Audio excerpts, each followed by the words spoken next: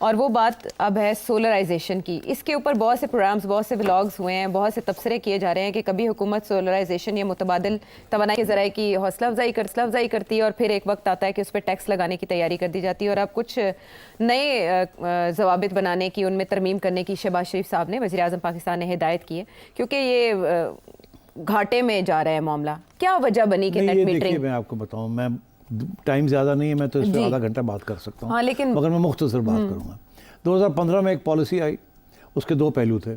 पहला पहलू ये था कि सोलर को इनकरेज करना, it is environmentally friendly and it is cheap.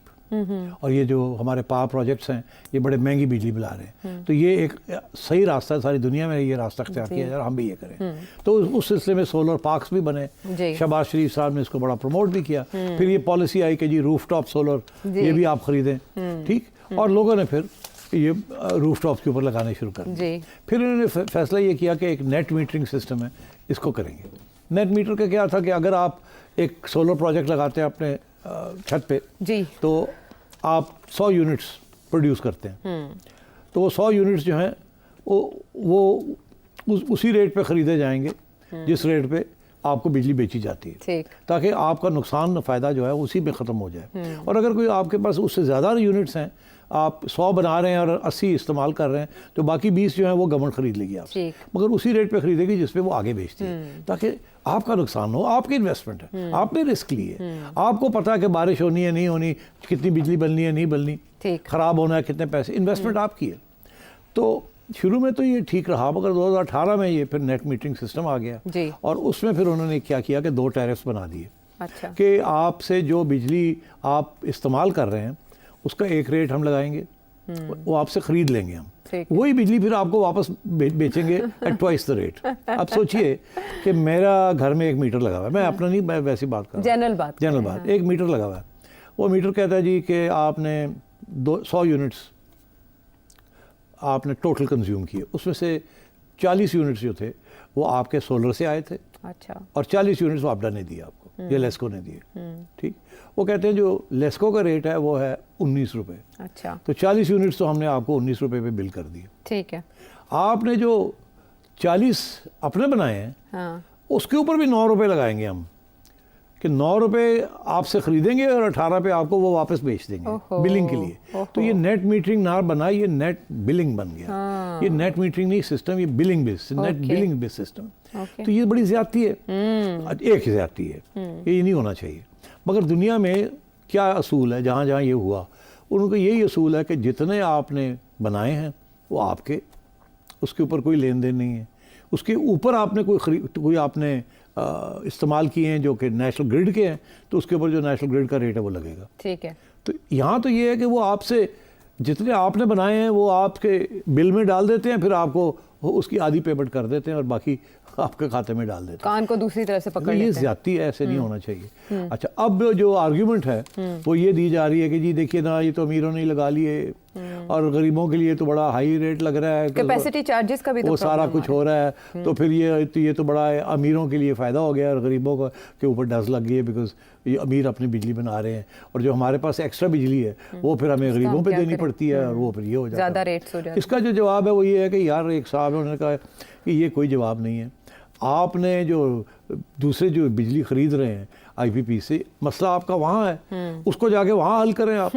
तो साढ़े खाते क्यों बांधे? तो मुआहदे लिख के दिए, लिख के दिए और आप अरबपति बना दिए आपने आईपीपीज़ वाले, तो ये खत्म नहीं हो सकते। तो मतलब है वहाँ ये जी अग्रीमेंट हुई हुई है जी, ये हुआ हुआ है वो हुआ हुआ है, तो अब छोड़े वहाँ की बात। अगर जो भी है तो ये बोझ उन पे नहीं आना चाहिए जिन्होंने अपने पैसे लगा के इन्वेस्टमेंट की, क्योंकि आपकी एक पॉलिसी थी, ठीक है। दूसरी बात ये कि ये कोई सोशलिज्म की आर्ग्यूमेंट नहीं है, ये तो ऐसी आर्ग्यूमेंट है कि जी देखिए अमीर लोग लगा रहे हैं और उनको फ़ायदा हो रहा है, तो फिर ऐसे है कि आप बड़ी गाड़ियाँ जो है ना इस मुल्क में चलती, सड़कें तो गवर्नमेंट बनाती है ना, सारी ज़्यादातर तो बड़ी बड़ी गाड़ियाँ चलती है ना, बेचारे मोटरसाइकिल वाले पेट्रोल का वही रेट देते हैं जो गाड़ी वाले देते हैं, तो फिर गाड़ियाँ बैन कर दें, या गाड़ियों को कहें कि आप मोटरसाइकिल के लिए ये रेट है और आपके लिए ये रेट पेट्रोल का, ठीक है। तो ये अगर ये आर्ग्यूमेंट आपने करनी है तो 1000 किस्म की जगह हैं जहाँ अमीरों का फ़ायदा और गरीबों का नुकसान है। तो ये कोई आर्ग्यूमेंट नहीं है कि जी ये तो जी अमीर जो है वो सस्ता उसको बिजली मिल रही, अरे भाई वो इन्वेस्टमेंट कर रहा है कल को आप कहेंगे आपने घर क्यों बनाया, वो कहेगा मैंने अपने टैक्स पे करके पैसे बनाए, वो कहेगा नहीं ये तो अमीरां दा घर है, ऐसे ज़्यादा टैक्स लगाओ, वो छोटे घर पे कम लगाओ, बड़े पे ज़्यादा लगाओ। तो मतलब है ये दिस इज़ नॉट राइट, ऐसे नहीं होता दुनिया में। If uniform policies, uniform policy यानी बात एक ये है कि मिसाल है। शहबाज शरीफ साहब को चाहिए कि ये ब्यूरोक्रेट्स की बातों में मत आए। ये सिर्फ केस जो है कि टोटल इस वक्त सोलर एनर्जी जो प्रोड्यूस हो रही है वो 450 मेगावाट्स हो रही है सारा प्राइवेट सेक्टर के अंदर। अच्छा। ये कायदे आजम प्लांट है, सोलर प्लांट्स हैं, लोगों ने बना लिए हैं 50-50 मेगावाट्स के, 100 मेगावाट्स।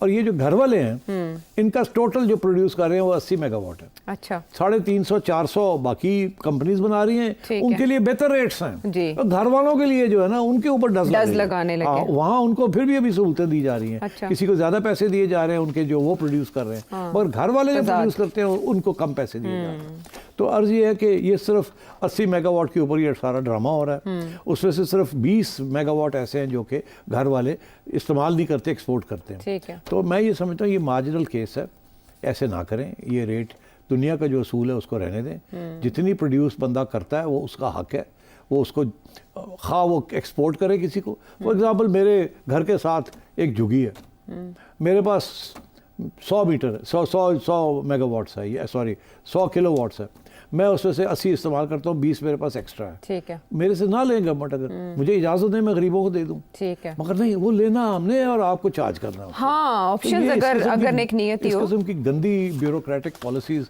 ब्यूरोक्रेट्स का काम होता है कि अपने प्रिटेंड करना हमने बड़ी को तीर मारा है। ठीक है। तो ये बिल्कुल नहीं होना चाहिए। साहब को चाहिए अवाम दोस्त पॉलिसीज हाँ चाहिए कि इसको बिल्कुल ना चेंज करें। और अगर करना है और कोई चारा नहीं है तो जो चीज़ हो चुकी है उनको ना पिनलाइज करें, आगे नई पॉलिसी बना दें कि अब जो लगाएगा उसको पता होना चाहिए कि ये नेट मीटरिंग रेट होगा, ऐसे होगा, ऐसे होगा, आप देख लें, आपका बारे में आता है आप लगा लें, नहीं बारे में आता ना लगाएं। और जिन्होंने इन्वेस्टमेंट्स की हुई हैं उनको तो पिनलाइज आप मत करें, पॉलिसी चलते चलते तो ना चेंज करें। लोगों ने इन्वेस्टमेंट्स की। बिल्कुल, देखिए ना, ये एक आपको मिसाल पता है, है। हमेशा मैं यही कहता हूँ कि पॉलिसी कंटिन्यूटी बड़ी बहुत जरूरी है, यही मेरा नुक्ता था। इंटरेस्टिंग बात है आयशा के कानून के अंदर लिखा हुआ है कि सिविल कोर्ट में ये होगा और 6 माह के अंदर अंदर कंक्लूड होगा, मगर होता नहीं कंक्लूड।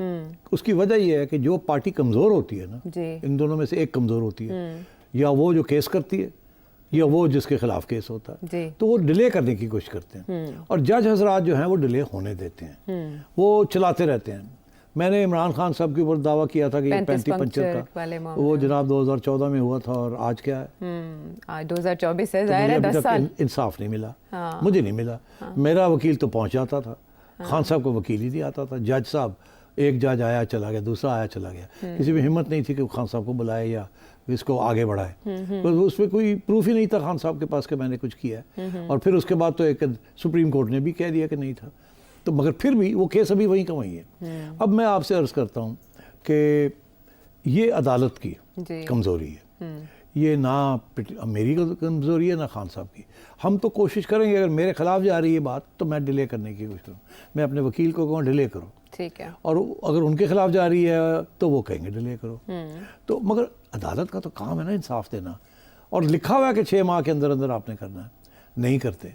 प्रोग्राम एंड करते हैं। पॉलिसी का तसल्सल न होने की वजह से कैसी पेचीदगियां पैदा हो सकती हैं कि उसकी वजह से कुछ अरसे के बाद मसाइल उभर कर सामने आते हैं जिनको हुकूमत फिर हल करने में माजूरी शो करती है। आप अगर कोई सवाल पूछना चाहें सेठी साहब से, आपके सामने है नंबर। अगले प्रोग्राम तक के लिए हमें इजाज़त दें। Thank you.